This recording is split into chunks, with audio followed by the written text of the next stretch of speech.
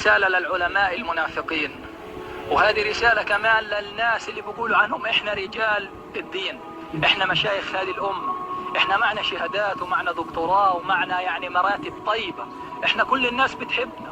انت بتطلع لي في المساجد، انت بتطلع لي في المساجد ايش تتكلم؟ تطلع لي على منصات التواصل الاجتماعي ايش تتكلم؟ عن الوضوء، عن التوبة.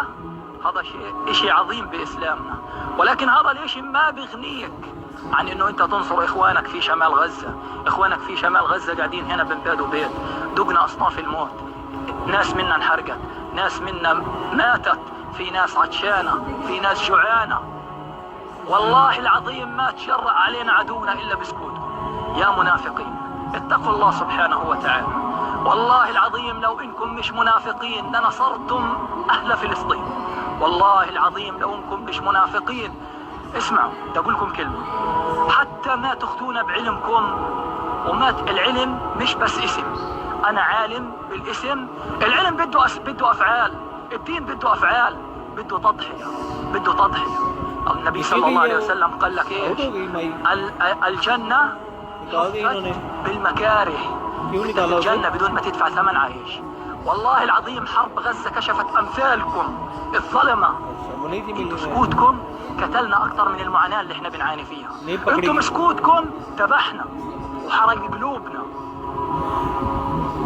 انت بس بدك تقول عن حالك عالم في الامه وانت من مشايخ الامه. والله منافقين. ليش؟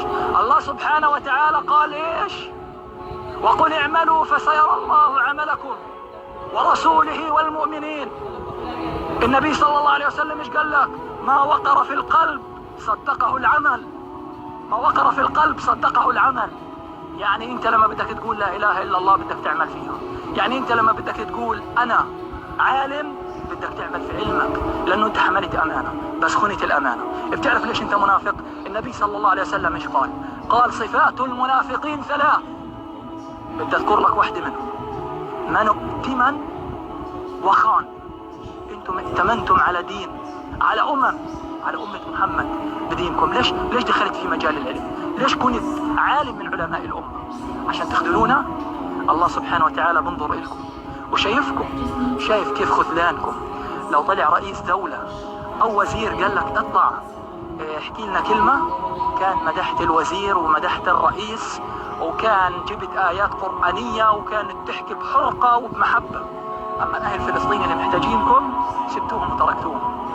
لا تيجي تقول لي ليش بتقول عنا منافقين. احنا ما بدنا اسلام اسم، لا اله الا الله محمد رسول الله بدون عمل. لا تقرأ لي القرآن الكريم بدون ما تعمل فيه. لا تقرأ لي الاحاديث النبوية وتقول لي النبي صلى الله عليه وسلم هو اللي علمنا الدين واحنا بنتبع سنته وانت مش متبع وصية النبي صلى الله عليه وسلم. انتم خنتم النبي صلى الله عليه وسلم. والله العظيم احنا اليوم محتاجينكم في هذه الدنيا. احتاجناكم وطلبناكم تقفوا معنا، بس انتوا سبتونا. بس يوم القيامة راح تحتاجونا وراح تجونا وتقولوا لنا اشفعوا لنا. لا لا لا لا، راح نقول لرب العالمين يا رب هدول الناس خذلونا، يا رب هدول اتعلموا العلم وكتموه، اتعلموا العلم وادعوا انهم اهل الاسلام واهل الدين وسبونا يا رب. يا رب زدهم فوق عذابهم عذاب. والنادي على النبي صلى الله عليه وسلم قل يا رسول الله، يا رسول الله هدول الناس خانوا عهدك وخانوا دينك وكتموا دينهم وما ائتمروا بأمرك ولا مشوا بوصيتك. يا رسول الله لا تشفع لهم. هذا قولنا يوم القيامة حنقوله. والله إيمان الأمة كلها في كفة وإيمان أهل غزة في كفة واحدة. وكان حقا على الله نصر المؤمنين، فإحنا ناس راح ننتظر نصرنا من الله سبحانه وتعالى، لأن الله سبحانه وتعالى إذا وعد لا يخلف، وكان وعد الله حقا والله لا يخلف وعده.